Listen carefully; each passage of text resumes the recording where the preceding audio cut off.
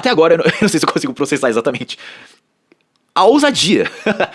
Esse vídeo é sobre isso. É tipo, a ousadia. Eu não consigo colocar direito em palavras, então eu tô colocando num vídeo aqui. A ousadia. Pra você, eu sou asiático? Todo mundo achava que essa criança era japonesa. Nos anos 90, anos 2000 e começo dos anos 2010, para uma pessoa comum, entre aspas, no Brasil, a Ásia era apenas uma coisa: Japão. Algumas pessoas ainda citavam China e Coreia, mas nunca ia além disso. Os coreanos reagem quando descobrem que somos brasileiros. Quando você está jantando em Sur e decidem gravar um dorama. 정말 이래서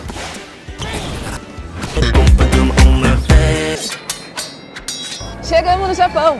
Sabia que no Japão... Vamos fazer uma média de tamanho do membro japonês?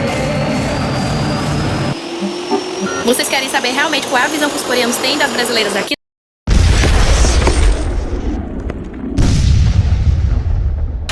Avançamos para 2024 e isso já mudou. Muitas pessoas no Brasil amam doramas, animes, escutam K-pop, são fãs de cineastas e artistas coreanos, japoneses, chineses, tailandeses, acompanham essas pessoas nas redes sociais e querem ser como elas. Hoje a cultura oriental tá em alta. Muitas pessoas já foram turistar no Japão, China, Coreia, Tailândia, Taiwan, Malásia, Singapura e muitos outros lugares. Já foram morar lá. Comem rotineiramente em restaurantes asiáticos nos seus próprios países. Ah, vamos comer um japa, como diz minha mãe? Quando eu era criança, não existia Taiwan, nem China, nem Coreia. Era tudo japonês. Quando eu era criança também, era tudo japonês. Um ou outro lembrava que existia China. Tipo, é made in China e tal. Coreia, talvez, assim. Mas hoje as coisas estão diferentes.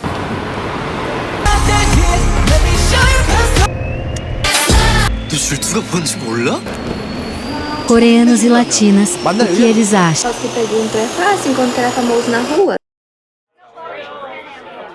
Uns anos atrás, no casamento da minha prima, filha do meu tio, irmão da minha mãe, eu tava conversando com um cara que era sócio do noivo. Eu tinha acabado de conhecer ele, o cara tinha uns 50 anos, era bem uma vibe executivo branco bem sucedido. Eu tava me apresentando, falando quem eu era. Ah, eu sou filho da Simone, irmã do pai da noiva. Minha mãe é taiwanesa, ela e meus tios e os avós, né, os pais deles vieram pro Brasil de Taiwan, lá pelos anos 60. Minha mãe tava numa mesa afastada alguns metros da gente e eu apontei pra ela, indicando que aquela era minha mãe. Ele olhou pra ela, olhou pra mim, olhou de novo pra ela, voltou pra mim e disse: não. Eu falei: quê? E ele: não. E eu: quê? E ele: não, eu já fui pra lá. Não. E eu: não o quê? Ela não é taiwanesa? E ele: não, eu já fui lá. Juro, eu olhei pra Aya, minha namorada, incrédulo, sem palavras.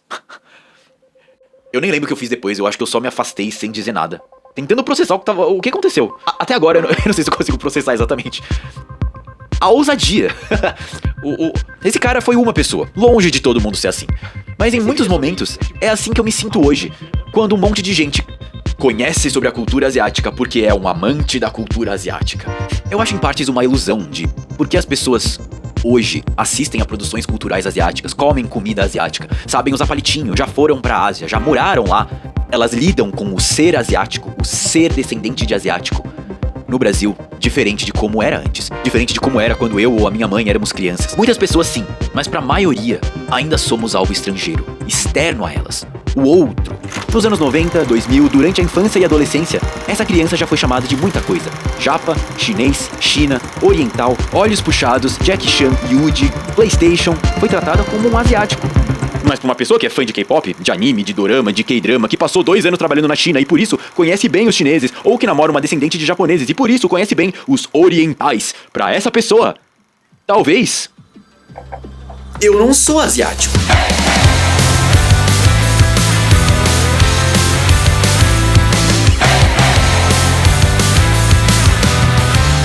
Mas eu sou essa criança que escutou isso a vida inteira.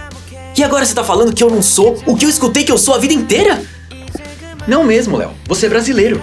Minha mãe nasceu em Taiwan, veio pro Brasil em 1968. Meu pai nasceu no Brasil, é filho de portugueses que chegaram aqui por volta de 1950. A minha identidade sempre foi confusa pra mim. E lembrar a mim mesmo que eu simplesmente sou brasileiro me parece preguiçoso, reducionista, insuficiente.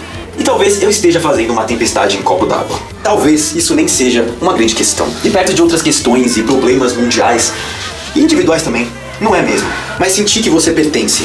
Entender o que origina as suas motivações. Desperta os seus sentimentos. Guia os seus desejos e sonhos. É o centro para uma boa autoestima e para uma boa relação com si mesmo e com as pessoas que te rodeiam. Por isso, eu fiz um teste de ancestralidade da Somos, o Somos Raízes, literalmente para observar dentro de mim a minha ancestralidade e a minha história. E eu decidi mostrar o teste pra minha mãe e perguntar um pouco pra ela como ela... Somos Raízes?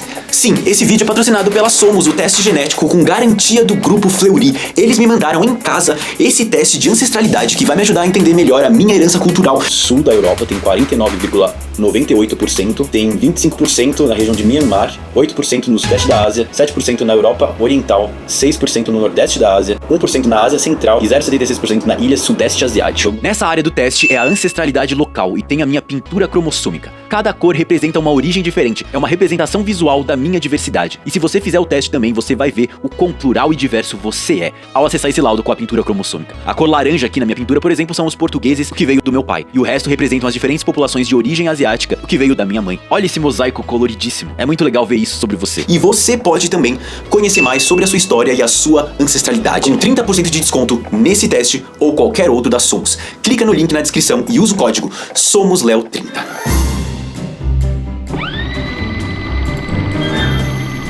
E eu decidi mostrar o teste pra minha mãe e perguntar um pouco pra ela como ela enxerga toda essa minha crise de identidade e a identidade dela também, como uma imigrante. Curiosa. Nossa, que legal. Nossa senhora, quanta... Eu sou uma mistura de um monte de coisa, né? Sabia que meu era tão abrangente. Tantos lugares da Ásia, desde o sul da Ásia até o norte da Ásia, pegando lá os mongóis. Os mongóis, gostei. E não sei se é um pouco da... Minha mãe é imigrante, ela deixou Taiwan aos 6 anos de idade. Meu pai falou, a gente vai mudar pra muito longe, vai ser 2 meses no navio e vamos por um país diferente. Só que eu nem sabia a diferença entre países, tá? Eu sabia que era um lugar muito longe. Ela disse que não sentiu medo, que ela... Eu era criança, né? Eu achava interessante. Eu gosto de explorar, né? Desde pequeno eu gosto de explorar. Sem saber se ia voltar ou não. Não tinha nem noção de tudo que a gente ia passar, eu não tinha noção de nada. Eu achava que era uma viagem pra muito longe, só isso. Mas por que sair de Taiwan? Sempre teve, mas naquela época tava bem iminente a invasão da China e a gente tava com medo de uma guerra e meu pai pegou a família toda e saiu de Taiwan. Minha mãe lembra dos toques de recolher que soavam do nada. Esses alarmes horríveis.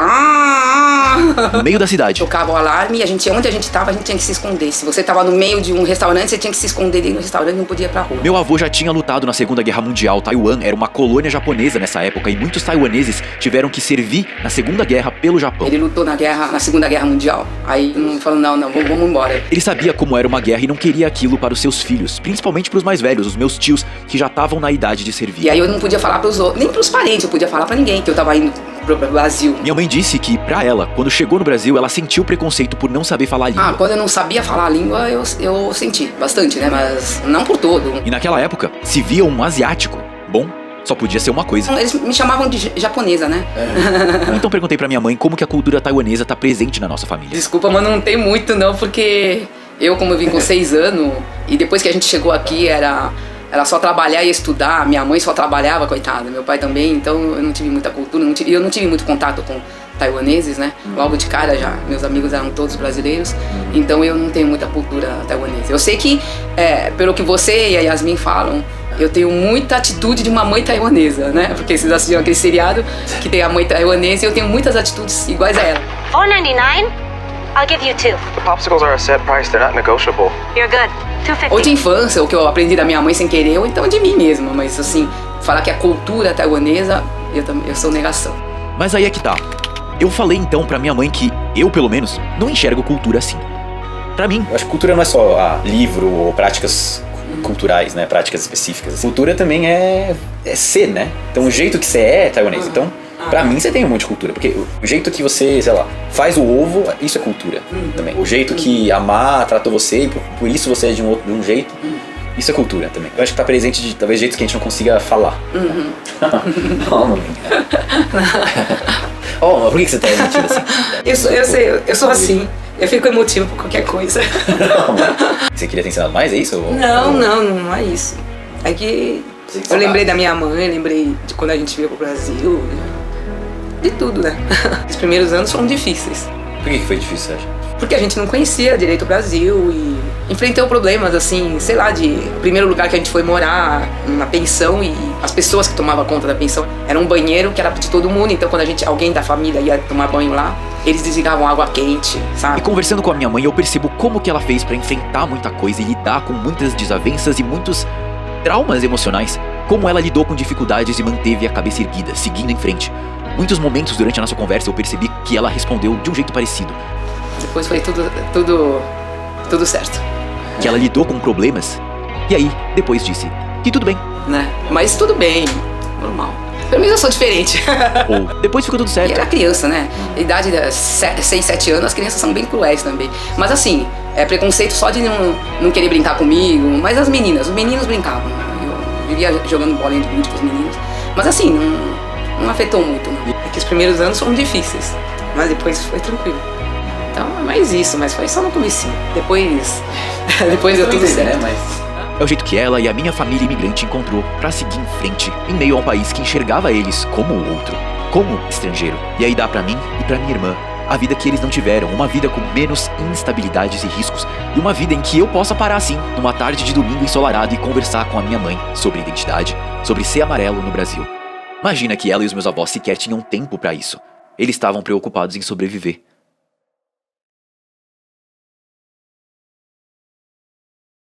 Como você descreve sua identidade hoje? Minha identidade é que nem meu passaporte. É brasileira, nascida em Taiwan. Talvez você que esteja assistindo a esse vídeo seja brasileiro, descendente de asiático como eu. Talvez você não se pareça exatamente como a cultura pop coreana e japonesa ensina o Brasil que nós devemos ser, que nós devemos parecer. Talvez quando você era menor te chamassem de japinha e você de fato se achasse um japinha e aí construiu a sua identidade em função disso. E aí talvez depois que você ficou mais velho, falem que você nem é asiático, deixando claro quem detém o poder de ditar o lugar que você pertence. Mas eles não têm esse poder, não mais. Talvez as pessoas não tenham ideia do que elas estão falando, porque a sua experiência como asiático brasileiro é sua e é real, e ela tá literalmente no seu DNA. Nunca se esqueça disso. E claro, se você quiser ainda mais prova, você pode conhecer o teste de ancestralidade, o Somos Raízes. Obrigado, gente, por assistir esse vídeo. Deu um trabalhão fazer esse vídeo, mas eu tava com muita vontade de fazer algo assim, voltar a fazer algo assim, falando sobre ancestralidade, falando sobre identidade, falando sobre ser amarelo, sobre ser descendente de asiáticos, sendo brasileiro. Eu tô muito feliz de ter feito esse vídeo. Por favor, comentem abaixo as suas experiências que eu vou ler uma por uma, vou responder todas. Eu vou fazer um vídeo respondendo lendo as suas experiências, respondendo o que vocês perguntarem. Eu quero muito voltar a falar sobre isso, eu sinto muita falta do quanto isso me alimenta. Eu gosto muito de fazer os vídeos que eu tenho feito no TikTok ou no Instagram, no YouTube Shorts, esses vídeos curtos, divertidos. Eu precisei disso por uma época ali, mas eu quero muito me conectar de outros jeitos com vocês e com as pessoas que, enfim, que estão aqui na internet e que assistem esses vídeos.